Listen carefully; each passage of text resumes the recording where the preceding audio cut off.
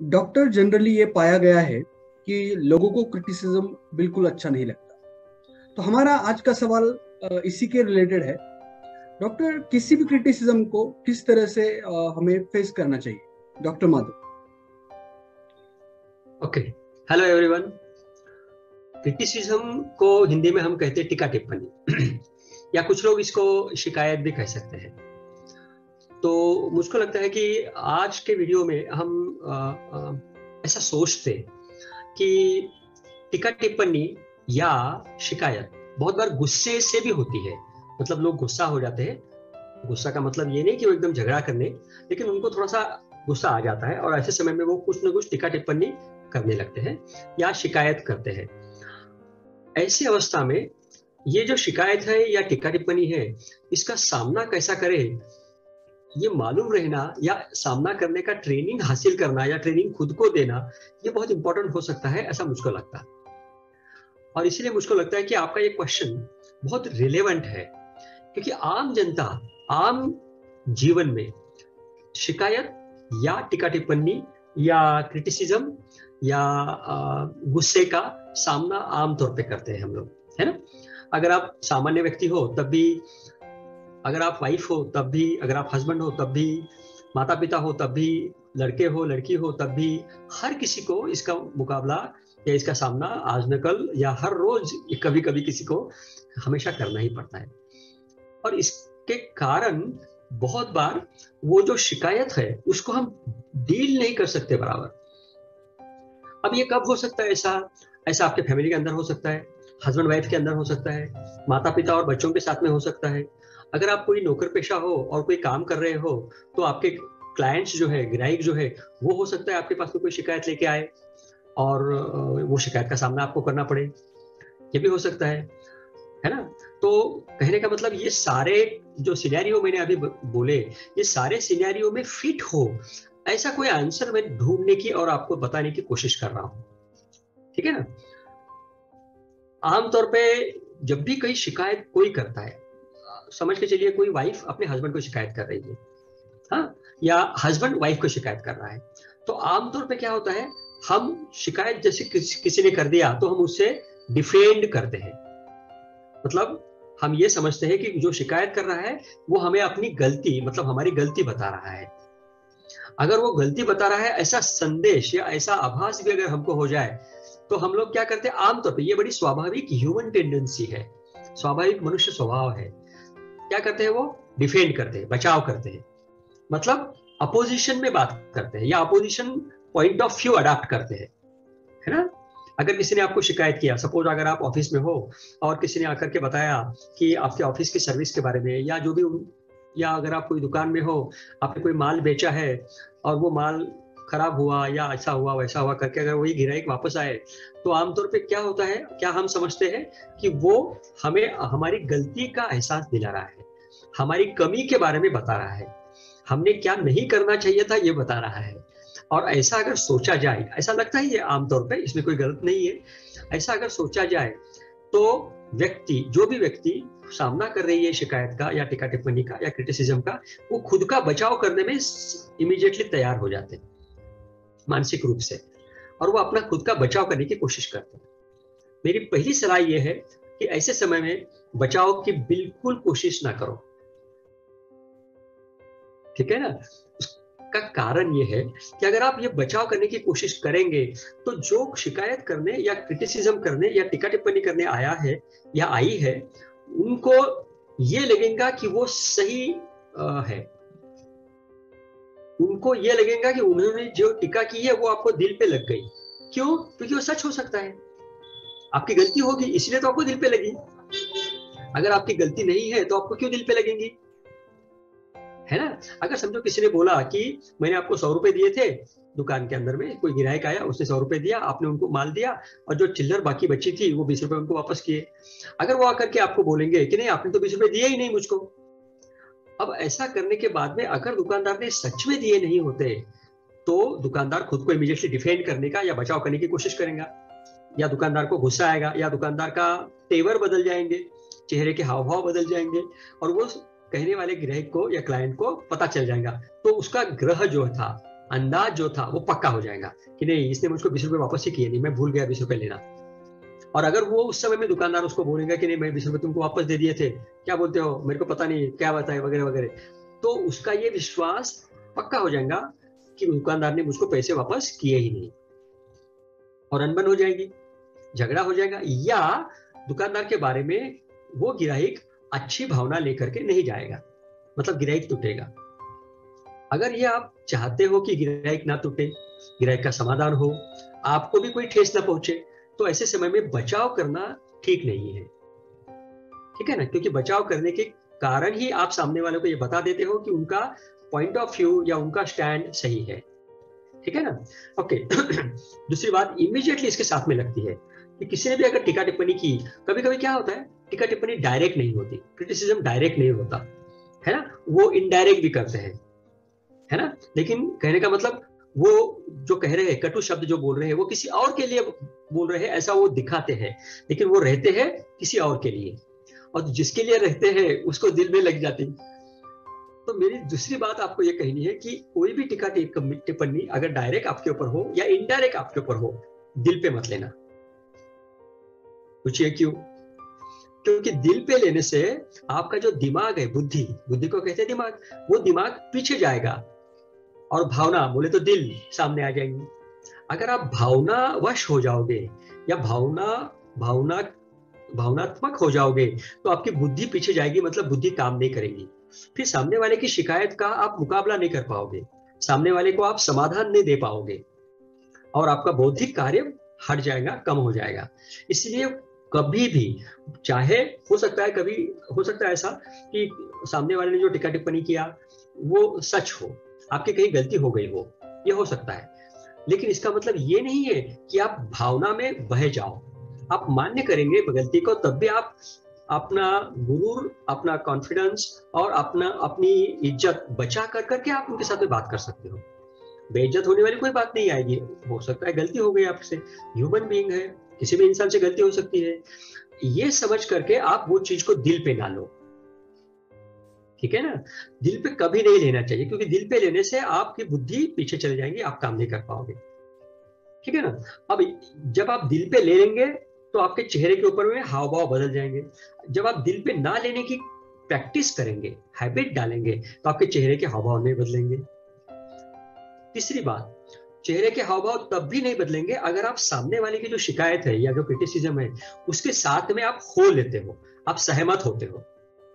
सामने वाले ने जो कहा कुछ समय के लिए, क्षण भर के लिए या 2 क्षण के लिए, आप सामने वाले ने जो शिकायत की उससे सहमत हो जाइए, और मनी मन में, और जब मनी मन में आप उनसे सहमत हो जाओगे तो आपका चेहरा मोहरा, आपका अभिव्यक्ति उन्हें ये मालूम कराएगी कि आप उन पर ट्रस्ट करते हो, आपका उनके कहने पे विश्वास है, या आप उनकी बात सुनना चाहते हो।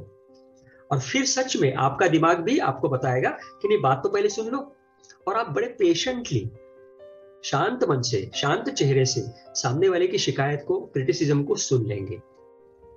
अब देखिए, ना आपने उसको दिल पे ले लिया है, ना आपने खुद का डिफेंड करने की कोशिश किया है, आपने सिर्फ सुन लिया। जब आपने सुन लिया तो आपकी बुद्धि काम करने लगेगी कि खुद का बचाव किस तरह से करें, निगोशिएट करना पड़ेगा ना, किस तरह से निगोशिएट करें, अपनी इज्जत किस तरह से बचाएं, और आप सच में इसमें निर्दोष है ये भी कैसे प्रूव करें, क्योंकि सामने वाला तो भावना के अंदर में आकर के शिकायत करता है ना। कभी भी कोई व्यक्ति क्रिटिसिज्म जब करता है तो वो भावना के वश होकर के क्रिटिसिज्म करते हैं, तो वो भावना से उद्दीपित रहते हैं। ऐसे समय में आप भावना से बिल्कुल सेटल रहेंगे, स्टेबल रहेंगे, तो आप उनके ऊपर में हावी हो सकते हो। हाँ, मन ही मन में, इसको बोलते हैं सटल कंट्रोल, मतलब जो दिखता नहीं है लेकिन फिर भी आपने उसको कंट्रोल भी किया है, ठीक है ना। तो इसीलिए अब ऐसे समय में आप ये बात अपने मन को बताइए कि नहीं, चलो कुछ क्षण के लिए मैं उनकी बात से सहमत होता हूँ, सच में मुझसे गलती हो गई होगी, और आप फिर उन्हीं के सामने वो सब चीजों को ढूंढने की कोशिश करिए कि सच में उनके कहने में कोई तथ्य है या तथ्य नहीं है। ऐसा करते समय में हो सकता है पहली बात कि आप उनको जीत लोगे, उनका ट्रस्ट जीत लोगे, उनका विश्वास जीत लोगे, और फिर बाद में धीरे धीरे पानी का पानी, दूध का दूध हो जाएगा। ओके। अब इसमें एक इंसिडेंस मुझको याद आया जो मैं आपसे शेयर करना चाहता हूँ। एक बार एक महिला मुझसे बात कर रही थी, उन्होंने ये बताया कि कुछ समय से उन्हें उनके हस्बैंड के ऊपर में शक होने लगा था, या शक होता है। शक यह होता है कि उनके हस्बैंड का कहीं और अफेयर है। अब ये बहुत दिल को छू लेने वाला, या दिल को चीरने वाला, या मन को बहुत अस्वस्थ करने वाली घटना हो सकती है, या शक हो सकता है। अब इससे दोनों को बहुत हताहत होगी, हस्बैंड को भी, वाइफ को भी। तो वाइफ ने ये शक जब उनका बहुत ज्यादा हुआ, तो वो महिला ने वो डायरेक्टली अपने हस्बैंड को बोल दिया कि मुझको लगता है कि आपका किसी के साथ में कोई संबंध है और उसके साथ फोन पे बात करते हैं वगैरह वगैरह। मैंने आपका फोन चेक किया, मुझको ऐसा ऐसा मालूम हुआ वगैरह वगैरह। वाइफ मुझको बता रही है कि मैंने उनको ऐसा बोलने के बाद में उन्होंने मुझको बहुत शांत मन से ये बताया कि नहीं, मेरा कोई विवाह बाह्य संबंध नहीं है, वो मेरी मित्र है, हम उनसे बात करते हैं, हम एक प्रोफेशन के लोग हैं, एक जगह काम करते हैं, बातें करते हैं हम, लेकिन इसका मतलब ये नहीं है कि मुझको उनसे कोई आसक्ति है। सेंसुअल आसक्ति बोलते हैं ना, वैसे कोई आकर्षण स्त्री पुरुष के बीच में जो हो सकता है वो मुझको उनके लिए बिल्कुल नहीं है। और ये बात उन्होंने बड़े स्पष्ट शब्द से, शांत भाव से वाइफ को बताई। और फिर वाइफ को बताया, अगर तुम्हें शक तुम्हारा फिर भी बरकरार है, मेरे कहने पे अगर तुम्हारा विश्वास नहीं हो रहा है, तो तुम ये नंबर ले लो, उसको कॉल करो और उसके साथ में बात करो। वाइफ ने सच में मुझको बताया कि वो दोनों ने मिलकर, हस्बैंड वाइफ ने उस महिला के साथ में बात किया। तब वाइफ को भी मालूम हुआ कि सच में ऐसा होने की संभावना बहुत कम है। हो सकता है किसी कारणवश, मतलब वाइफ को उसके दिमागी सोच विचार के कारण, दिमागी स्ट्रेस के कारण, तनाव के कारण इस प्रकार का शक उसके मन में पैदा हुआ होगा। देखिएगा किस तरह से शिकायत की थी वाइफ ने अपने हस्बैंड को, लेकिन हस्बैंड बड़े शांत रहे। उन्होंने वाइफ के तरफ से सोचा तो शिकायत दूर भी हो गई और दोनों में मन मिलाप भी रहा, मन मुटाव भी नहीं हुआ, दोनों के झगड़े नहीं हुए। इसीलिए शांत भाव से अगर आप ये बातें सुनेंगे सामने वाले की शिकायत, तो आपको ये इन चीजों से तकलीफ नहीं होगी। ये बात हो गई। थोड़ा आगे चलते बहुत बार क्या होता है, क्रिटिसिज्म हम लोग सुनते हैं, उस समय में हम उनका जवाब नहीं देते, ठीक है ना। बहुत बार हम इनडायरेक्टली क्रिटिसिज्म सुनते हैं, मतलब किसी ने किसी और को कहा रहता और वो व्यक्ति हमको ये बताती है, तो हम डायरेक्ट जवाब भी दे नहीं सकते, इनडायरेक्टली क्रिटिसिज्म सुना है इसलिए। ऐसे समय में ये सारे क्रिटिसिज्म मन को हमेशा छेड़ते रहते, मन में याद आते रहते, क्योंकि ये बुरी बातें हैं, बुरे टीका टिप्पणी है, निगेटिव टीका टिप्पणी है। इससे मन बड़ा हताहत होता है, मन को आहत होती है, मन खराब होता है, मन को दुख होता है। तो ये दुख देने वाली बातें बार बार याद आती है, और याद आने से आपके मानसिक स्वास्थ्य के ऊपर में और आपके जीवन के ऊपर में उसका बुरा असर होने की संभावना होती है। मेरी सलाह ये है, ऐसे समय में ऐसा अगर हो रहा है तो आप ये जो क्रिटिसिज्म हुआ, उस क्रिटिसिज्म को एक लर्निंग टूल समझिएगा। आप ऐसा समझिए कि ये क्रिटिसिज्म अगर भी है, तब भी उसमें आपको सीखने का कोई मौका मिल रहा है। ये घटना ऐसी है जिसमें से आप कुछ ना कुछ सीख जाओगे, तो आपका दिमाग उसको सीख क्या है ये ढूंढने में लगेगा। अगर आप दिमाग सीख क्या है, शिक्षा क्या है ये ढूंढने में अगर लगेगा, तो आपके ऊपर का जो निगेटिव प्रेशर है, निगेटिव परिणाम है, वो कम हो जाएगा। तो इसलिए ये सारे जो बुरे अनुभव होते हैं, उनको आप शिक्षा मिलने के लिए आपको ये अनुभव आए, कोई सीख आप इसमें से ग्रहण करोगे, इसीलिए आपके जीवन में ये अनुभव आए, ऐसा खुद को बताइए। और एक बार नहीं, लगातार बताइए, क्योंकि ऐसा करने से ही बातें बनती जाएगी, ठीक है ना। अब मैं फिर से आपके क्वेश्चन की तरफ में आता हूं, क्योंकि मैंने क्वेश्चन की शुरुआत में बताया आपको कि आपका पॉइंट ऑफ व्यू, आपका स्टैंड, आपने किस तरह से मुकाबला करना चाहिए ये बताया, ठीक है ना। अब जब आप ऐसा बचत नहीं करोगे, शांत भाव से सुनोगे, सामने वाले की आंखों में आंखें डाल करके सुनोगे, चेहरा बड़ा शांत रहेगा, तो ऐसे समय में सामने वाले की शिकायत अगर सच में जेन्युइन है, मतलब उसको उस चीज से बहुत तकलीफ है, तो वो बहुत ऊंची आवाज में इमोशनल होकर के और स्पीडली ये बात बताएगा। और उसका पहला दौर जो बताने का है, शिकायत का पहला दौर जैसा खत्म हो जाएगा, वो सांस लेने के लिए रुक जाएगा, है ना।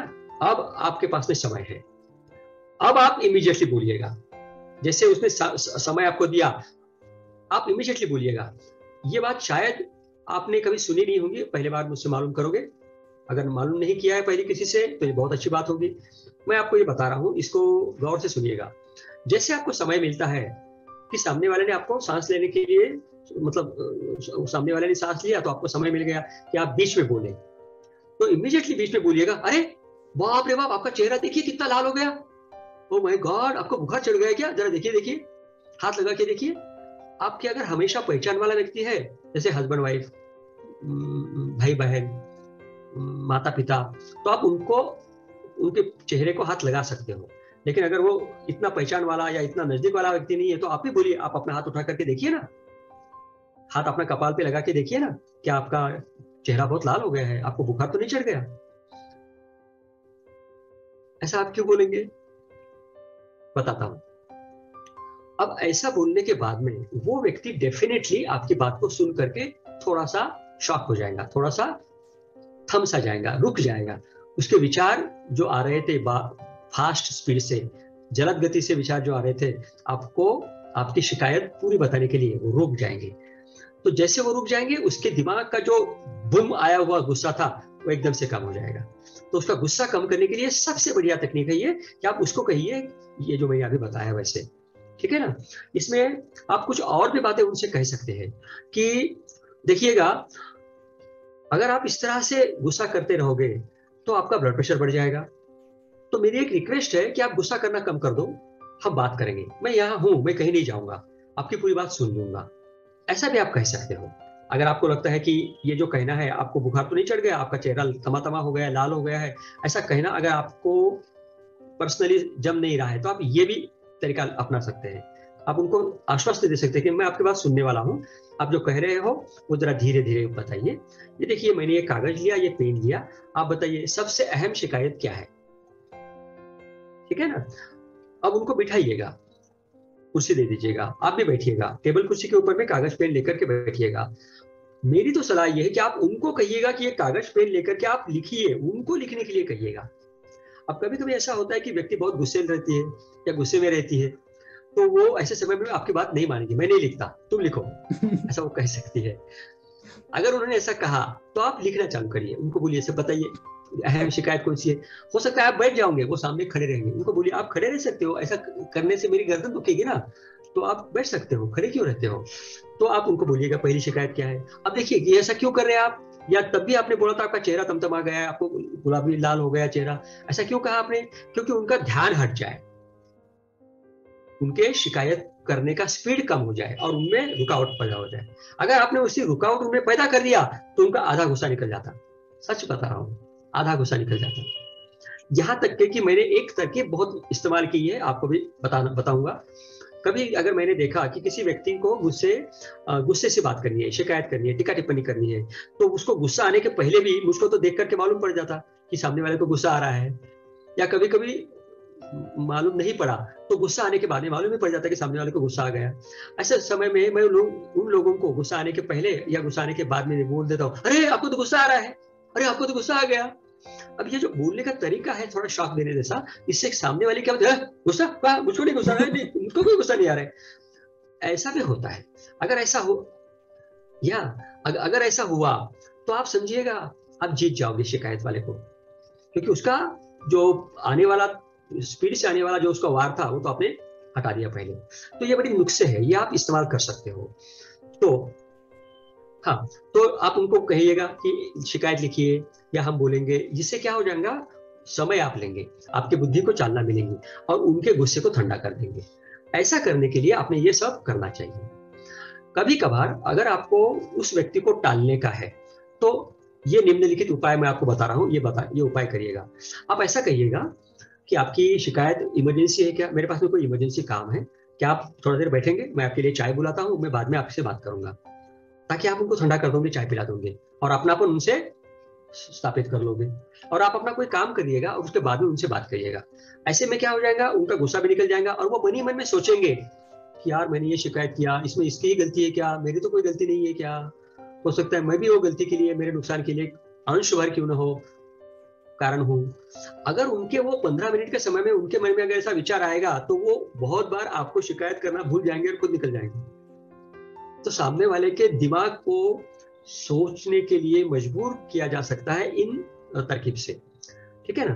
अब आप ऐसा भी कह सकते हो कि देखिए आपकी जो शिकायत है मेरे अगेंस्ट है, तो मैं ये समझता हूँ कि मेरे सीनियर से आप बात करिए, या कोई मध्यस्थ को देखिए, ये मेरे मित्र है, इनसे आप बात करते हैं, हम इनको मध्यस्थ लेते हैं। आपकी बात मैं कहूँ सुन रहा हूँ, मेरी बात भी बताऊंगा आपको, लेकिन फैसला करने के लिए ये जो मध्यस्थ है इनको इस्तेमाल करते हैं। ऐसा भी आप कह सकते हो। तो मध्यस्थ का या सीनियर का रेफरेंस लेना बहुत उपयुक्त होता है। सारी की सारी गुस्सा या सारी की सारी शिकायत, सारे का सारा क्रिटिसिज्म अपने ऊपर में लेने की जरूरत नहीं है, ठीक है ना। तो इस तरह से ये नुस्खे वापरने के बाद में आप किसी की भी शिकायत का अपने दिमाग और दिल के ऊपर में असर ना होने का एक काम करेंगे। दूसरी, उसकी शिकायत को समाधान ढूंढेंगे, और उसका समाधान देने से आप दोनों के बीच की जो सलोखा है, आप दोनों के बीच की जो मित्रता है, अच्छा भाव है, वो बना रहेगा। ओके देन, तो गुस्से भरी शिकायत या गुस्से भरी क्रिटिसिज्म या गुस्से भरा टीका टिप्पणी किस तरह से उसका सामना किया जाए, इसके ऊपर में हमने आज बात किया। मुझको आशा है कि आपको ये उपयुक्त मालूम पड़ी होगी। अगर आपको ये उपयुक्त मालूम पड़ी है तो अपने मित्रों को भी ये लिंक भेजिएगा, या उनको भी कहिएगा कि सब्सक्राइब करें चैनल को, ताकि उनका भी लाभ होगा, उनको भी कुछ नुस्खे मालूम हो जाएंगी। ऐसे ही और कुछ नुस्खे बताने के लिए फिर से आएंगे आपके पास में। तब तक के लिए थैंक यू सो मच, धन्यवाद।